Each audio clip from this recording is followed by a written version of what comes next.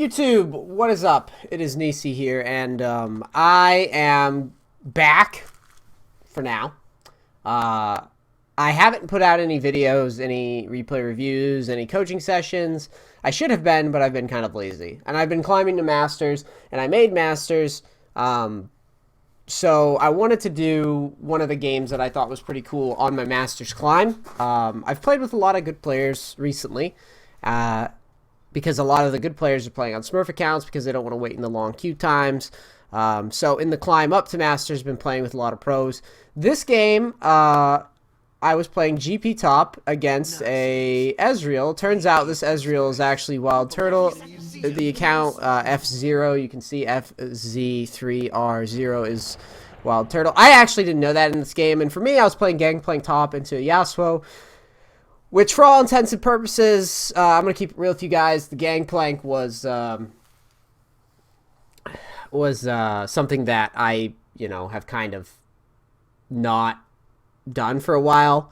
And I did some research when I was climbing up the ladder recently. I wanted to make Masters this season. A lot of people were talking shit. They were like, well, you're doing the 100 games to Diamond stuff, so you're not as good anymore. And I was like, all right, fine. So I went ahead and climbed the Masters in a couple weeks to show that if I want to climb, it will happen. And I found that Gangplank would be one of the better picks for me. I've been playing him a lot mid and top. I've been pulling him off the top lane. For those who are wondering what masteries and runes that we're running before we get into the exact gameplay analysis, basically, I've switched my Gangplank masteries to copy Tobias Fate and some of the other good Gangplank players in the real upper tiers. This page is a full CDR page with emphasis on getting to 20% CDR. So there's 20% CDR in my runes, which sounds ridiculous, and it is. I believe this page also has like 3 mana regen runes. And then from there, it's just some AD. I have pretty much no resistances outside of like scaling health yellows. Yeah, scaling health yellows is pretty much it. Everything else is CDR. So, yeah, that is what I'm doing. The reason why I'm doing this high CDR page is for, as many parlays as I can get in lane to stack up that gold income. Gangplank is probably one of the best late game champions in the game, next to maybe Azir being being one of the only ones that I can think that can match him. Gangplank is pretty good. He's pretty good late game. Yasuo top. In general, Yasuo has a pretty tough time against Gangplank because one false move and you get barreled once Gangplank starts getting items. Also, it's a long lane, so you're susceptible to ganks as Yasuo if you push into Gangplank. It's a lane that I like Gangplank in a lot. It's not too hard for me to play it out. You can certainly die if you get cocky or forget your goal in the lane, which is just to farm. So yeah, if you get out of line and try to challenge too much early, you can get beat up by Yasuo. As you can see, nothing crazy going on here. Down in the bot lane, Thank you for subscribing, Cracker. Oh, thanks, Dark. Now welcome to the Nisi sub 2 months in a row, or 12 months in a row. Sorry, man. Really appreciate it, brother. Thank you. So you see there, WildTurtle actually gets first blooded, and you're gonna see that someone like him, he's actually pretty solid.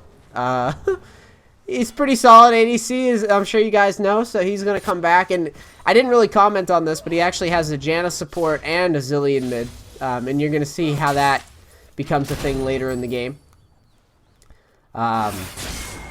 So yeah, just stay tuned because it gets good. Top lane action, not much happening at the moment. Here, I barrel the Yasuo because I see Elise coming around through Try. I figure that Elise and I win pretty much every 2v2. And, just W in for the freebie. And walk it out. I see the... Oh, I don't see the Skarner coming, but I'm pretty safe. I saw a flash and everything. That just is Yasuo playing too aggressive and getting hit by a barrel combo when he really shouldn't be. And again, it's just a really tough lane for Yasuo. Elise, early game jungle. You see Turtles picking up a kill down there. And Yasuo teleports right back to top. If Elise wanted to, we could just re-gank that, possibly. If she didn't take damage. Looks like she was battling Skarner a little bit. But I think at the end of the day...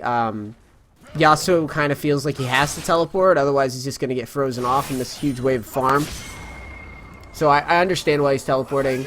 I like Yasuo top, but you guys have seen on videos before, when it comes to Yasuo, I personally like to play the lane really slow, and I don't like to push very much, unless I think I can 100% get away with it, pushing the lane aggressively, because once you fall behind his Yasuo top, you're fucked.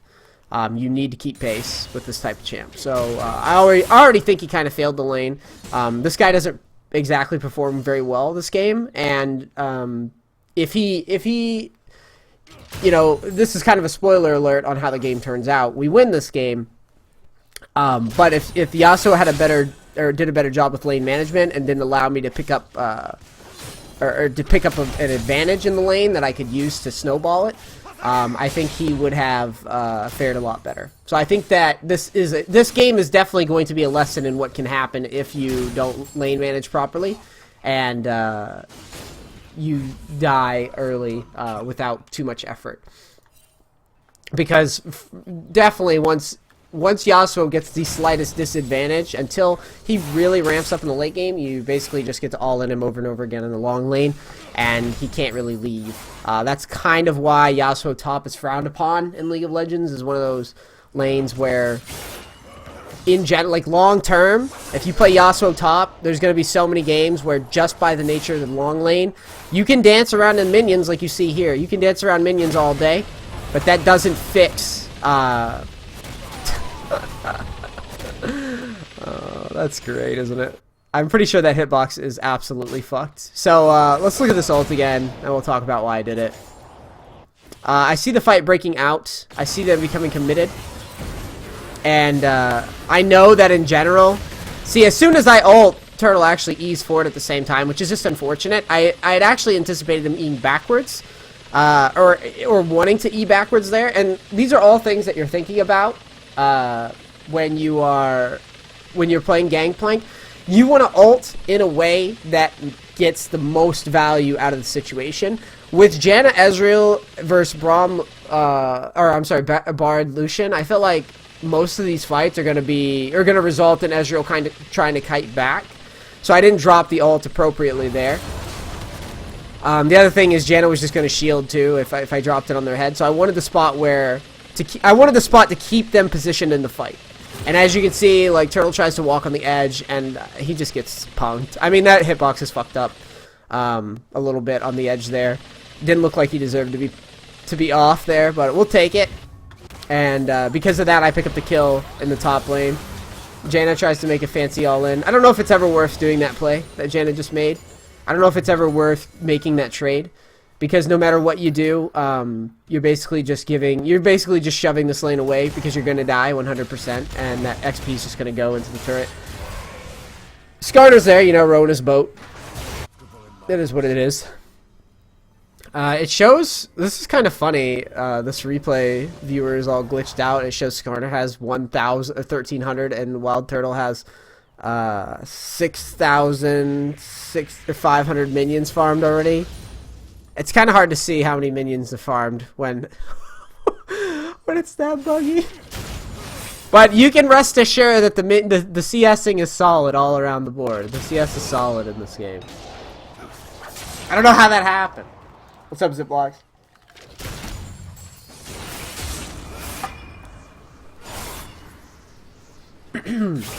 So it looks like I backed and bought a Sheen. Okay, so for those who want more specifics on the Gangplank build that I'm running, so 40% CDR into Sheen, or I'm sorry, 20% CDR in the runes.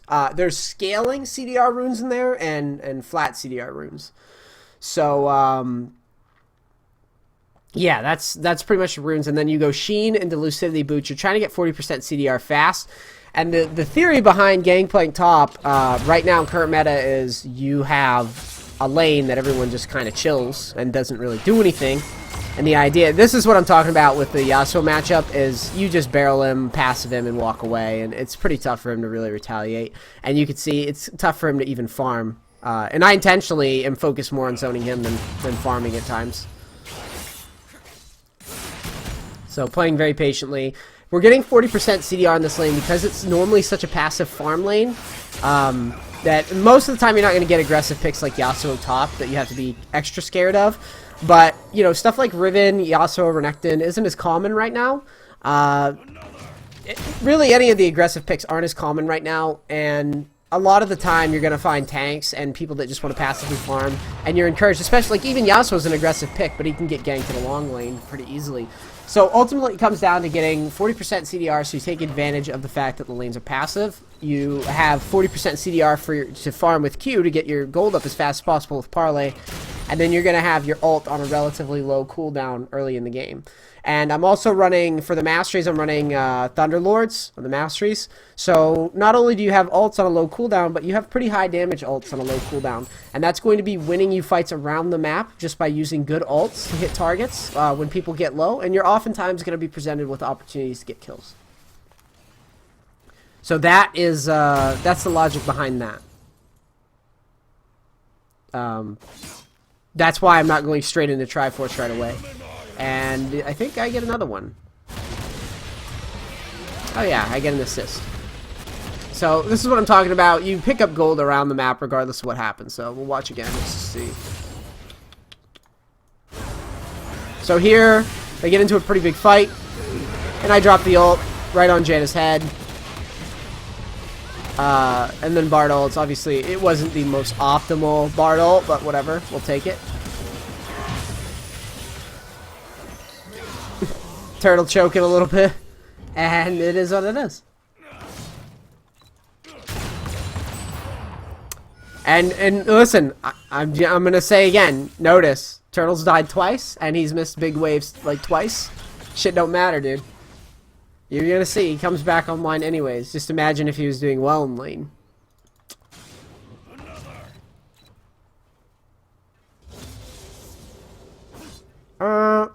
As you can see, zoning Yasuo off a farm as long as I can.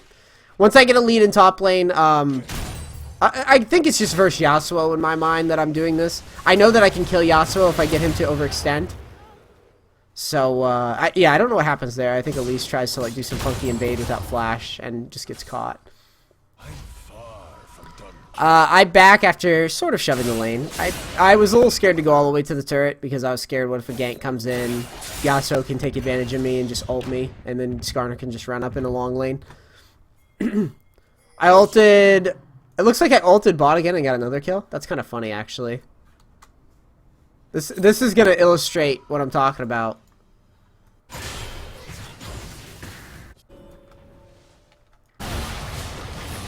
Yeah, here it is again. I look to snipe the kill off.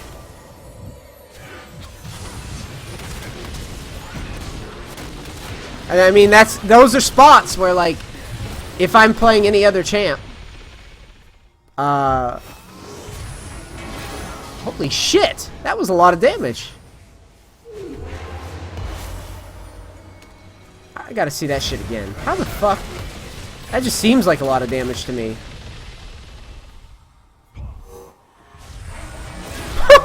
That must have been right on the line. That's crazy. So, as you can see, passively farming in the top lane, I've picked up 2 kills. This is what I'm talking. This is kind of why I prefer Gangplank top, to be honest. A lot of people can't pull off Gangplank top because they don't understand lane management and how to play passive in a lane. You get exploited the higher up you go. Like you'll get camped and dove the higher up you go, so you have to know how to manage your harass really well and know when to give up CS. But ultimately, it comes down to I will give up CS so long as I keep my HP up and keep farming well. Because if you're keeping your top laner with you and you're just ulting around the map, then you're effectively winning top lane right now because no one can like do it. It's not like the top laner's just gonna teleport to bottom to balance out your ult. Because if he does that, then you just push top. So it's it definitely exploits the passivity of the lane. There's not much to be said about it other than it exploits the passivity of the lane. And there, you know, I was even on this challenge trying to get up to Masters. I was actually playing Gangplank bot sometimes too, still. If I had a passive support that knew what he was doing. Killed the tower there. That is a good question. You guys on YouTube can't see the chat, and I don't have the chat up on this one right now. But one of the viewers asked, why didn't you kill the tower there? This is a situation where I wanted to... Actually, let's go back, because I don't want to talk out of my ass. I want to know why I didn't... Well, since this is going to be a YouTube video, I can be like, dislike the video, or like the video, because you hate, or you hate or love the CS failures. Why didn't I kill the tower there? That is a good question. You guys on YouTube can't see the chat, and I don't have the chat up on this one right now. But one of the viewers asked, why didn't you kill the tower there? This is a situation where I wanted to... Actually, let's go back, because I don't want to talk out of my ass. I want to know why I didn't kill it either. Let's see what I maybe was thinking here. Ah! Okay. My HP bar is kind of low. And this is more of an exercise in patience more than anything. Because here, you could think, oh, well, I'm doing well. I'm 2-0-3 in the top lane is Gangplank. That means I'm destroying, and that's true. However, getting greedy here and trying to get that extra auto or two off is not worth it. This is a spot where it's actually not worth it to do so. The reason why is because if you try to auto there and Yasuo gets into position, there's a chance that he gap closes to you. So he gap closes the minion, rushes up to you, and tries to all-in you a lot of the time. Long lane is where you can die. Just as easy as he can die, you can die as well. And my HP, I'm missing about 1/3 of my HP bar, roughly, give or take. So I could definitely get to a point where I just get killed up here and lose some of my advantage. I didn't really want to stay at the turret and just like give away a freebie. And as you can see, he is going at me because he knows that he can kill me. He just left from base. He has Phantom Dancer completed, so he will be able to close space very, very easily and potentially all in me and kill me. And that wasn't something that I really wanted to risk. And you can see, like, imagine if I was in a longer lane there and he was able to get on top of me. He would have 100% killed me there. I think eventually I get to the point where I back, most likely. This seems like a spot where I would back a lot. Looks like I was thinking about ulting there. Sometimes you'll see me back away from the minions when I'm thinking about ulting. Yeah, there's a spot where I was definitely thinking about it. Missing farm like a noob. GG.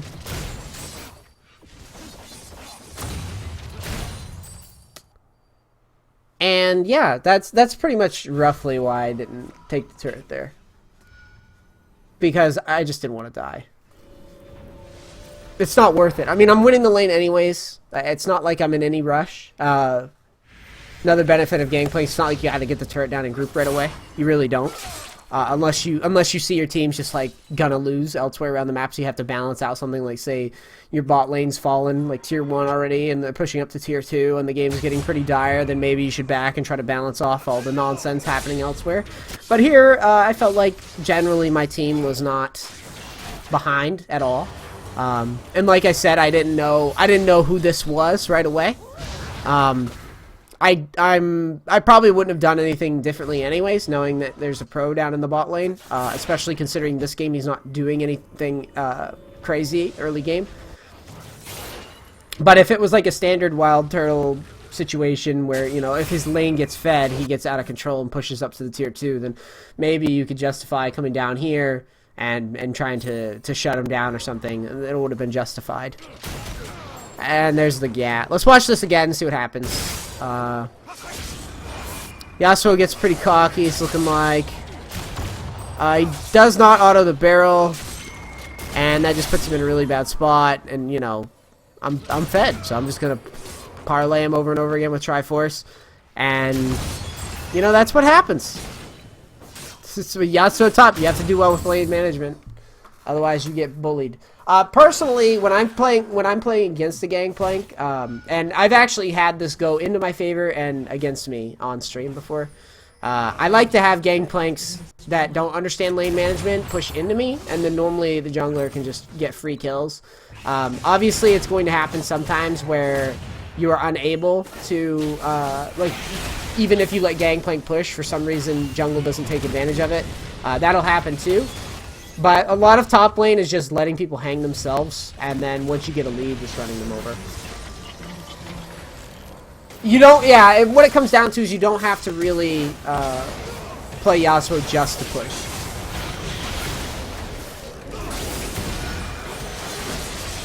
Here we get punked a little bit, looks like.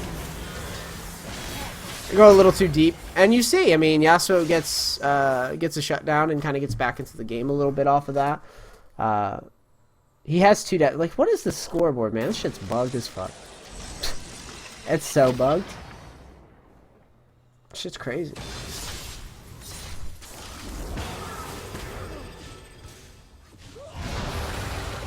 Down here, looks like Turtle. You know, Turtle's finally like catching back up again or whatever. It's a little scary. It gets scary as the game goes on. Here, don't have teleport to go back in the lane. That's a def that I really don't like as a top laner. I don't like the defs where I have a lead and then I die and a big wave comes to my turret and it's like I'm not even remotely in position to receive it. It's just one of those things where I feel like I've basically thrown my big lead that I can use to just end a game automatically by dying there. So I was kind of embarrassed that I died there. I don't like dying when I get such a blessed game where I get like 2 ults around the map that turn into kills. Shit like that's just, you know, that's a gimme. Those are gimme games if played properly. And I think that death there, even though the result of this game is favorable, I don't like that death at all. I'm like kind of pissy. Here, Yasuo's mid and I see that. I know he has to swing back to top lane. So I'm just doing a little, this is more of like pressure giving here. Just messing around with Yasuo and not giving him the ability to get into lane for free. I didn't have to auto or shoot the barrel right away. I could have zoned him off and more farm. But the idea is you just, you know, whenever you have an opportunity to 1v1 somebody, you should at least threaten it or at least demonstrate that you're aware that you can 1v1 somebody.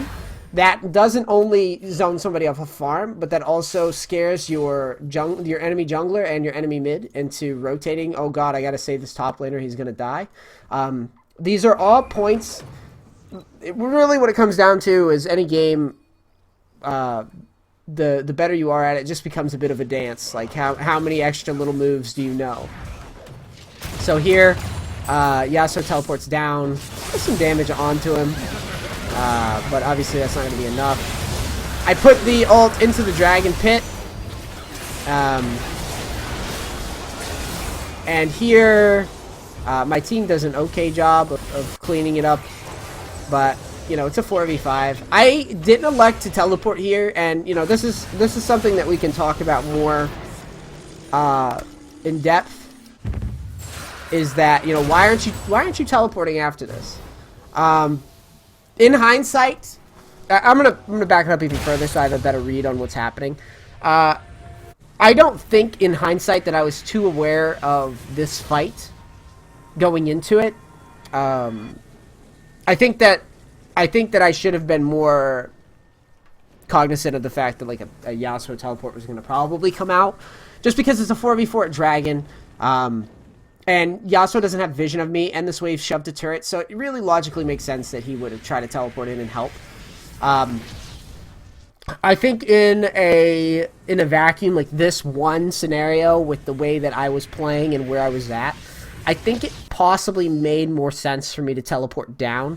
However, in a vacuum, I say that, but I think long term, I often find that teleporting before you've really got your items rolling and before you're level 13 as Gangplank is really sketch, because you can teleport down and get into this fight and miss your entire barrel combo because the prime time is so long. It's really hard to hit a barrel combo as Gangplank when the prime time isn't maxed out. I mean, you could do it. It's not impossible. It's just not as easy.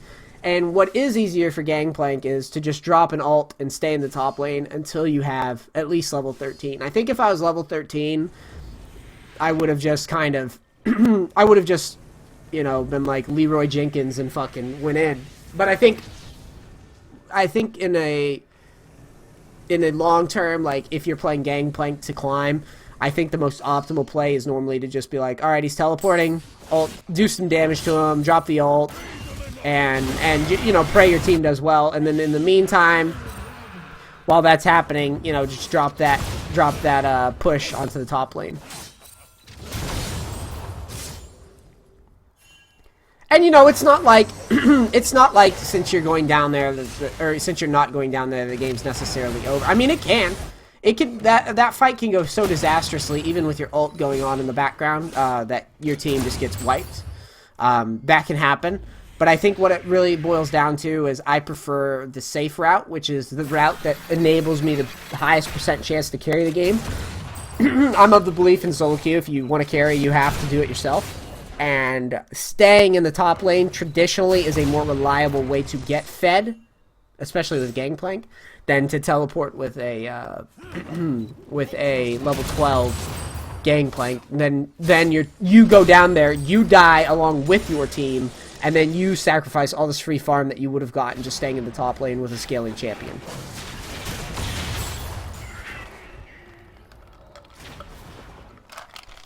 Sorry.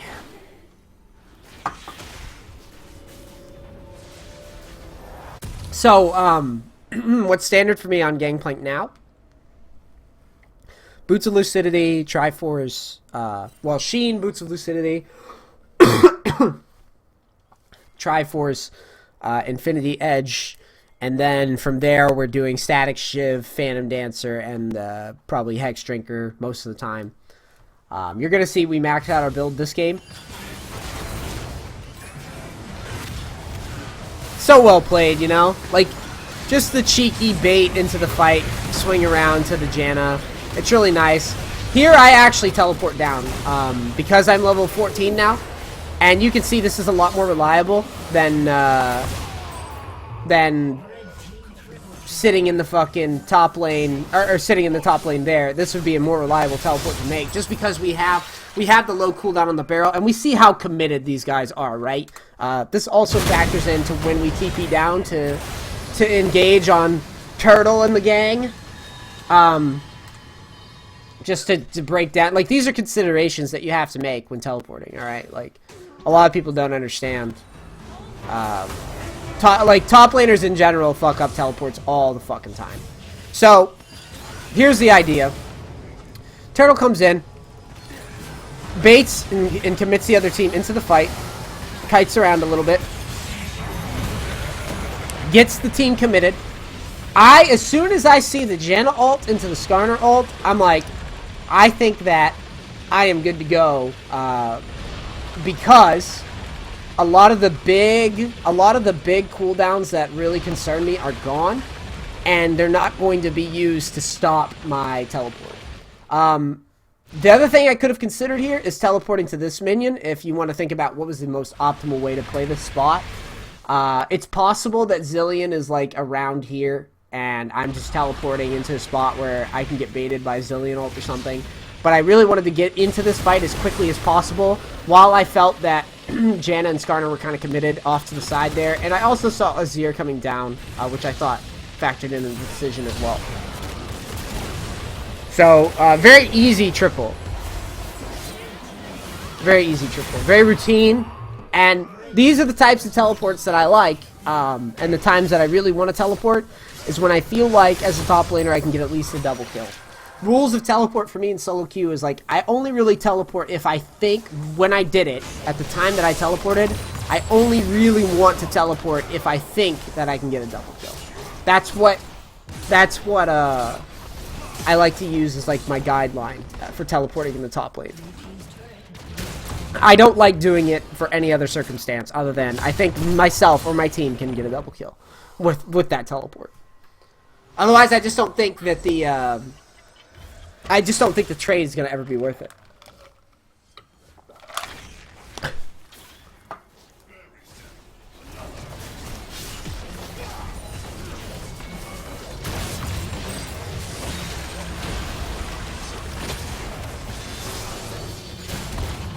So here, we get the mid turret down. I see top lanes pushing. Generally, what that means for me is I'm not going to be able to get to that farm a lot of the time. So I'm just looking around the map for opportunities to take CS. And then I don't see any CS that I can take, so I quickly run over to top like, well, I guess I better nickel and dime it and try to get some farm. Yasuo is ultra fucking behind. He can't even really get near me right now because I'm that fed. This says 6-0-5, but I know I've died once. This fucking score chart is all over the board. We can look over the actual scores like after the replay review or whatever. This thing is buggy as hell. You see the triple barrel there? I'm gonna go in. Because I hit the triple barrel, Yasuo's pretty slowed. And, you know, just playing calm, cool, collected. Don't want to get outplayed. Not just wasting cooldowns on a wind wall or anything like that. And, like there, I mean, what's Yasuo really going to do? Hit him with a triple barrel from the brush? That's what happens when you fall behind as Yasuo. It just sucks. That's why it's so important. Like, I cannot stress it enough. If you're going to play Yasuo top, that's great. And I admire your balls. Your testicle size, but you gotta know what is good and bad about Yasuo top. The most bad thing you can do is die early as Yasuo top. It's a little bit more manageable in the mid lane because you don't get exploited quite as hard from falling behind because it's a short lane. That's one of the things about Yasuo mid that people don't really understand, is that the reason why Yasuo mid works better than top is because once you've fallen behind as Yasuo mid, it's not the end of the fucking world. You can still exist, and a lot of your wind wall, blocks a lot of the damage. Wind wall doesn't apply to many of the champions in the top lane, and then furthermore, the lane's even longer. So you get poopied on once you fall behind. You get the poop dump.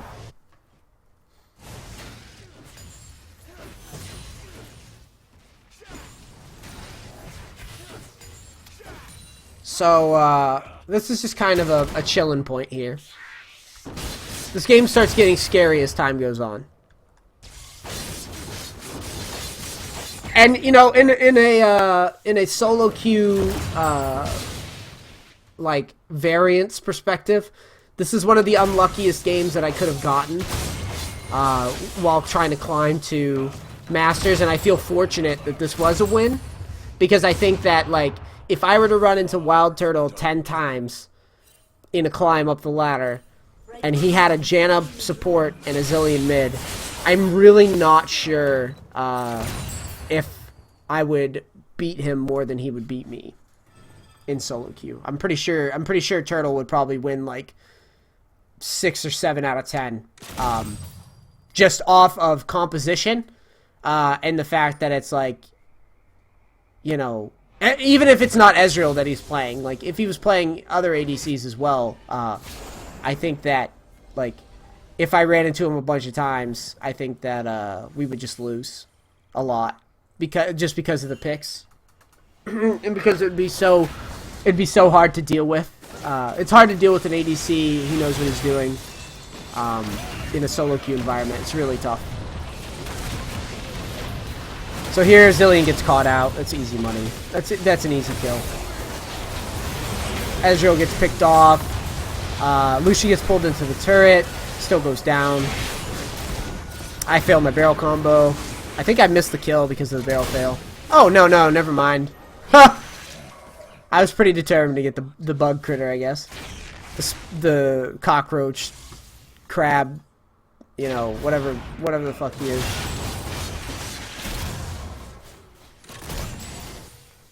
But this is a concept that I want you guys to understand. It would be very, very easy for me to go, at the end of this game, it would be very, very easy for me to go, well, I beat a game with WildTurtle in it. Or, like, I won a game with WildTurtle in it, so therefore I'm better than WildTurtle. Which is just stupid, right? That's just not how it is. The more optimal, or the better, like, the better way to approach it intellectually is to go, you know, I played well that game. Do I feel like I could have done things a little bit better, do I feel like I could have done things a little bit better to make sure that if I run into this guy again, it's not just, like, good fortune? And I think the strategy that I employed this game was very, very good. But the one mistake that I'm dissatisfied with... Oh, here's another mistake that I'm dissatisfied with. If I die. Which it doesn't look like I do.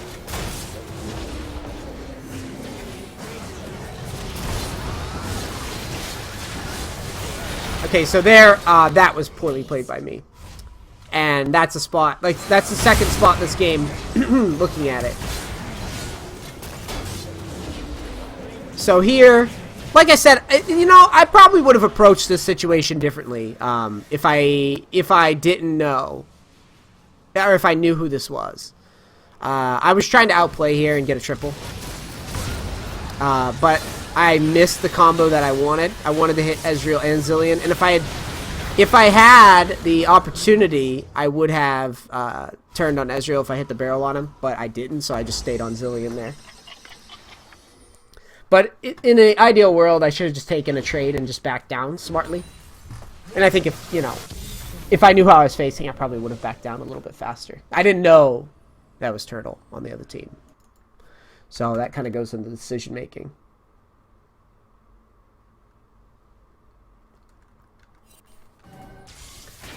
Let's see now. I have a lot of items completed. And I'm looking at... Looks like I'm looking at Hex Drinker. I'm thinking more about the fact that there is a Ezreal, a Skarner, and a Zilean on the other team. Those are the things that I'm really more thinking about in regards to what item I take. I think inevitably I find myself like maxing out my items. And I hope I juggle Zerots in this game so I can tell you guys about that. I don't know if I do or not. I hope I do. So, this is something that good ADCs do, and I talk about it all the time, and it's actually demonstrated here. Turtle goes to top lane and tries to take the top turret. A lot of ADCs never find themselves in the top lane, like ever, assisting with a tier 1 on the top. That is very, very, very important to do after you've gotten to a point where you can hang with the other team's ADC. You need to get the fucking top turret down. The tier 1 top turret. Here, looks like people get caught in a weird fight. I think I elect to push off of this. I ult, and I go to push. I'm thinking about trying to draw someone there with a teleport, but my team got absolutely decimated here, and I know that. So this fight's pretty good. Lucian does a good job of holding his own. Staying alive, and then I come down to try to clean up this push, which is really fucking scary. A lot of momentum. Turtle with blue buff. I'm just clearing the waves. That's what I'm trying to do here. Just clearing the waves.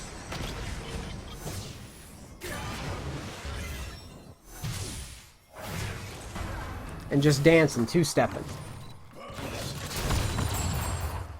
It's important, though, that you at least, you saw a team was fighting. I shoved the lane in before backing, forcing Yasuo to teleport, meaning that this siege is a little bit less scary. If I don't see Yasuo teleport, then I'm tempted to take the tier 2 and then to push into the inhib because my team's dead anyways. And I'm not entirely sure if 5v2 Lucian and I can hold. So that's just something to think about, the theory behind what's going on there. Here, they go for Baron, which there's just no fucking way that they're getting that Baron very often. Notice the poking. I get a lot of damage off, and it was a very, very risky Baron, and there I get pumped. It was a very, very risky Baron, and we were unfortunate in that we were unable to stop them from getting it. Here it looks like my team does a really good job of getting some of those picks for the Baron take. Thank God.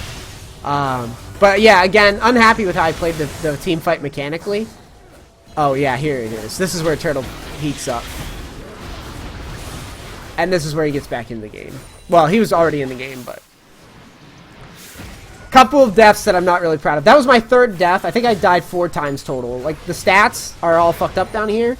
That was my third death. All 3 deaths I think could have been played smarter. I just need to do a better job. We'll go into the specifics of why it's bad.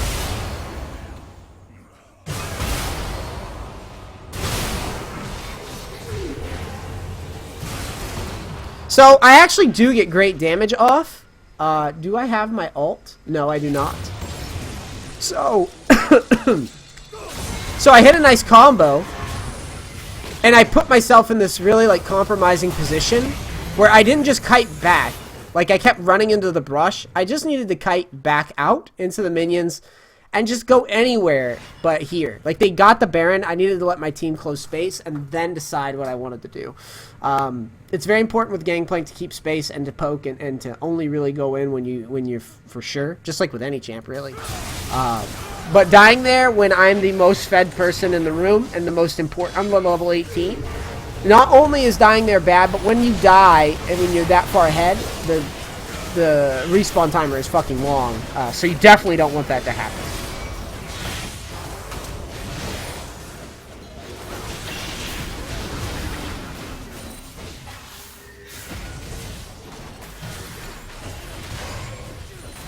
So it's a beauty. Becomes a good game. How much money do I have? I'm getting close to finishing up my... Oh, this was neat. So I actually teleported to the pink ward because I wanted to try to get the jump on somebody squishy, if possible.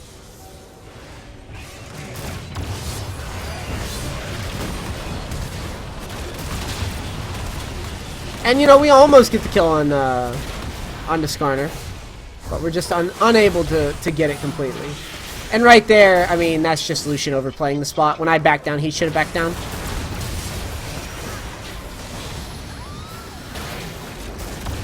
And Turtle just lucks out of that one pretty hard. But I am putting a lot of pressure on the other team, even though they have Baron. But this time I'm playing it a lot wiser. I'm playing a lot further back. And eventually it's going to get to the point where I use the ult as like a zoning mechanism. Because I can see the position of this fight. I already know where I'm going to ult. I'm going to ult somewhere in here, probably. If I decide to use it.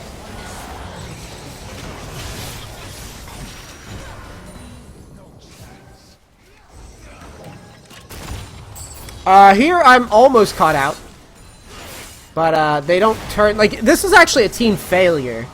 These guys should have collapsed on me because I'm the most fed person, but they were focused on chasing my team around. That's a big mistake. That's just a failure, I think. That's a big failure in just, like, who's the priority. I'm the only person they have to execute in this composition right now, really. At least with... Yeah, at least to, like, stop a lot of the team fight fails. And I think they didn't do that. I mean, Azir will inevitably get to a point where he's like too big. But yeah, I don't know why. I don't know why they didn't just turn and kill me there at the bot side.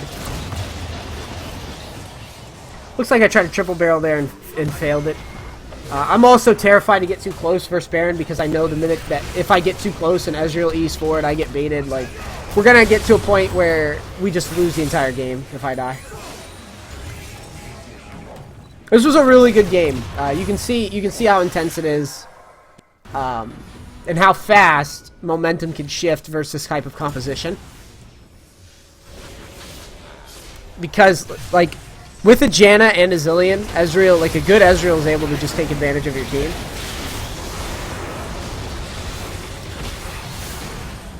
Here, looks like this is what or a spot that I remember specifically in this game. The reality with these types of comps is if at any time you get separated from a very supporty type of comp where they're just focused on keeping you alive, you pretty much ruin what you like, the good parts about your composition.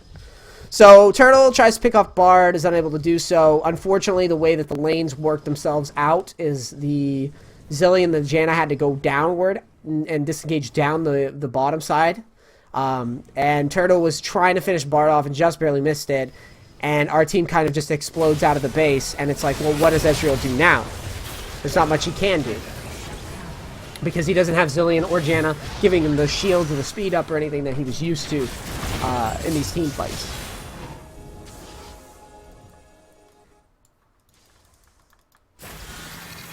So that was and I consider scenarios like that where you have you're facing a Baron push.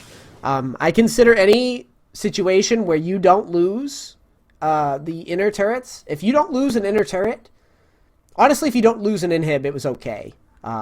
But if you don't lose any inner turrets, I think it was so worth for you. I think that they missed a huge opportunity. If they couldn't break into the base with the Baron minions, that means it's going to be another, you know, however long till Baron comes back up. You're not going to be breaking Gangplank's and Azir's wave clear without a Baron. Like, it's just not going to fucking happen unless you pick them off in a team fight. So, I consider it a win, and it's definitely a huge win if you keep the turret up. If you lose the inhib, I think it's a trade. If you lose 2 inhibs or an inhib and a base turret, then you're getting into, like, failed territory. Like, you failed to hold Baron, basically. That's kind of how I see the current Baron, because most of the time, you're gonna lose an inhib with Baron. It's just how it is. If you don't lose an inhib, you've done well. You done good. You done good, stream. So 3 coming top. Normally when I see the support, I saw Janna. Normally when I see the support, I know that means that there's probably 5 coming. The supports never show themselves top unless like their whole team's there.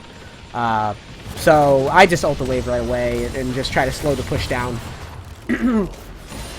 In hindsight, I don't really have to ult the wave there. I didn't account for how fast they're going to take the turret, I think. I would have liked to keep that ult. Because I could have cleared the whole wave with an EQ. Looks like they square up the siege. They're never going to break in. And they know it. So here, this was neat. I believe I pinged the shit out of this. And I was trying to get Bard to ult, and he did. We just were unfortunately unable to get any significant picks there. But that's a good time as Bard to go in. Like, once you realize that the enemy team can't break the defense, that means they can't really fight you. So you really want to try to get in there. Turtle makes a weird play. Looks like he went in for... What did he try to do? Oh, he had Vision of Azir. Oh, really nice try, actually.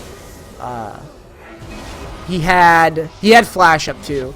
So his intent was to get Azir to at least ult and blow him up, and then just flash out if push came to shove. But he just went in at a bad time. He didn't know. I don't think he knew that Elise was over here. So it was a good attempt, and he just kind of gets picked.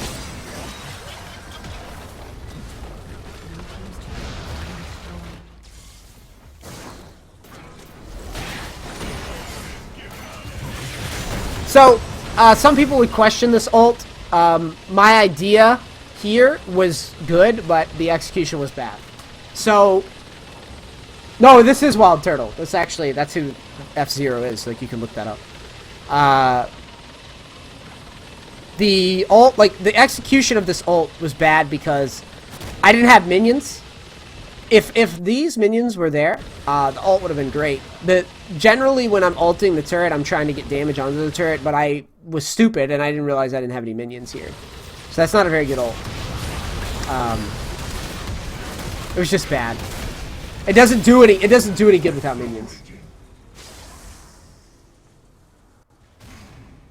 So that's the idea of that. Like, that's what I'm thinking when I'm ulting there.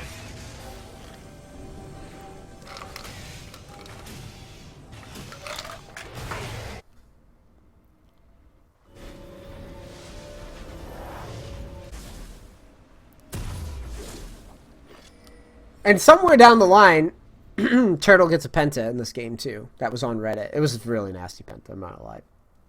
And we still win. Which is pretty sad for him. Because it was a good penta.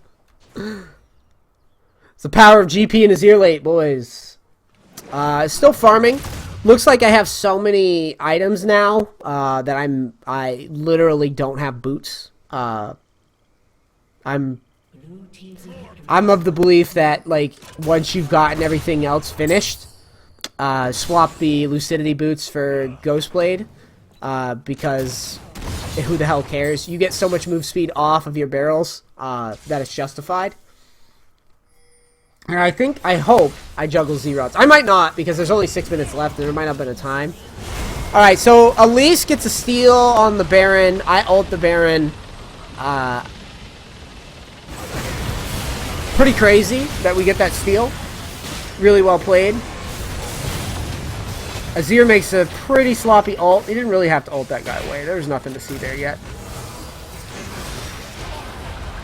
And looks like we're going to reset with Baron. Not before, of course, I shove the wave. I have teleport as well. So, yeah, I teleport to... Oh, I don't even teleport. I guess that's fine to not. Unless they get the big dragon. Because it does take a long time to get this. I'm learning more and more that the time it takes to knock this down is probably a little bit longer than Baron.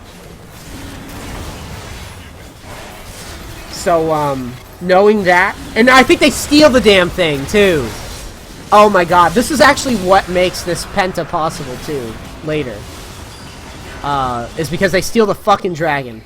So we stole Baron, they stole dragon. And I think if we'd won the dragon, this would have been a clean poop, dude. A smooth dump. A consistent wipe. I think it would have been. But that was kind of a throw by us. Yasuo gets caught out. Pretty significant. I ult him because I see him isolated off. We push down the inhib turret. And looks like Bard actually runs off to do some funky split bullshit, which was not advised. Not a good move. Gets very, very low. And then doesn't back, I think is what happens. So gets himself killed. So there, I go in on the Ezreal, and this is where we get punked. Hold on. Yeah, we get punked here. I flashed in because I thought Ezreal was low enough to where, even with the revive, I thought that I'd be able to kill him. Because I'm pretty fed. I have a lot of items, a lot of damage. So, unfortunately, though, I go in at a bad time. No one's really in a position to follow up because we just got raped. And there's the Penta. So, that was a pretty big throw. And thankfully, we don't actually lose off of that play. What happens, though? Oh, yes, yes, yes. So, they come down. They go to top. They realize they can't get mid because there's no minions. So they go to top. That was the Penta that was on Reddit, yes. So they come top. We have a long time until we respawn. I'm like, son of a bitch. We might lose this, even though I did really well early. But they don't get anything but one inhib, thank God. Because they, if they had minions anywhere, they could have probably ended the game.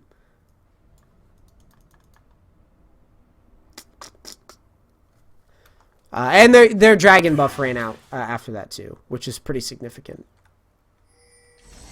So here, I do a great job of getting good damage off in this fight. That right away, that one barrel combo is pretty big. And I think I do a good job of getting some more off in the late fight. And I think that's where we win, because I hit some nice combos. Also, I mean, my team's late game. Like, what are you going to do? Skarner gets grabbed, so I ult right away. But Bard makes a nice counter ult, so we pick 1 for 1. Their team was just caught in the back line. Yasuo didn't know it when he went in. And then from here, this was the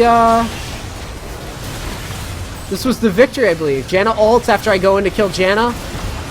I get a lot of damage off. I think Bard hits a nice stun. And, just doing work, man. Doing that chop chop. And that's game. So, overall, let's recap real quick. I did not know who I was facing in the bot lane, but even if I did, it wouldn't change the strategy for Gangplank top, which is just farm up, hit some good ults with your Thunderlords, chill out, play the lane passive, because you're playing a passive like late game champ. Yasuo should have done the same thing. He should have been playing passive. The lane should have been stuck in middle for the most part. We shouldn't have been pushing at each other at all in like an optimal world. Yasuo misplayed the lane mechanically. So let me free farm. I didn't feel too threatened by jungle ganks or dives or anything because he just kind of gave himself away early on. And then from there, just hit some ults, got a lucky break, got some kills.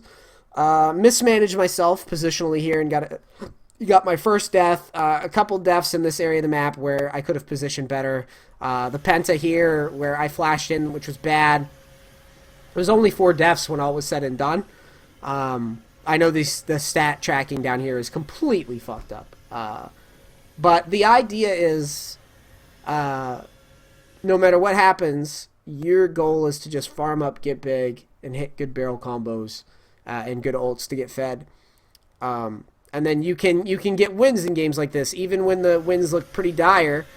This was a game that I contributed probably, I think I can pull up the stats here, probably the most in the room. It's just because, and it wasn't necessarily that I think that I played miraculously well or anything, but I think my execution of my strategy was very, very solid, which a lot of people really don't understand, that macro is much more important than mechanics, at least in terms like once you get your CSing down. So total damage dealt to champions. Obviously, Turtle gets that. A big part of that is, like I said, the Janna support, the Zilean support. Both of those things contribute in a big way to how aggressively crazy Ezreal can play. And the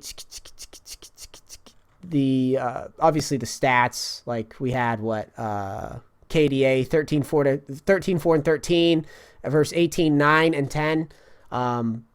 This again, big contributions for the Jan and Zilean doing what they can to enable. I think overall the game went pretty damn well. This is a pretty good example of why Gangplank top is so strong right now. Where's the CS, actually, before I go? Minions killed. Aha. So 397 minions killed at 45 minutes to, we've got 344 in here from our Zilean. We've got 307. This is, again, mechanics. The mechanics of farming is very important. And everything, but in my opinion, once you've got the farming down, it becomes a macro game. If you're going to play something like Gangplank. So I hope you guys enjoyed this video, this replay review. I went a little bit more in depth than normal because we were fortunate to have a pro player in one of the games. Obviously, Turtle, like I said, if I faced him with those champs, 10 times, he'd probably win 7 of the games. I think that in a solo queue environment, he's going to have more opportunities to win than Gangplank will in the top lane. But this is an example of where things went our way, and we could use that to take away, yes, the macro was pretty fucking solid, but there's a couple mechanical errors that I think if I had ironed out, like getting caught in the side of the jungle, I think if I ironed out those decisions, I think I could have been comfortable in being like, well, if I face this, 10 times, and I'd probably win half of them. I don't think I did a great job that game, but I think I did a pretty damn good one. So I hope you guys enjoyed this video. Please subscribe, like, share it if you enjoyed it. Shouts out to everyone that supports the stream, and I'm glad I have a video for you guys finally. All right, I'm out. Peace. Crackers. What the fuck? That was bullshit.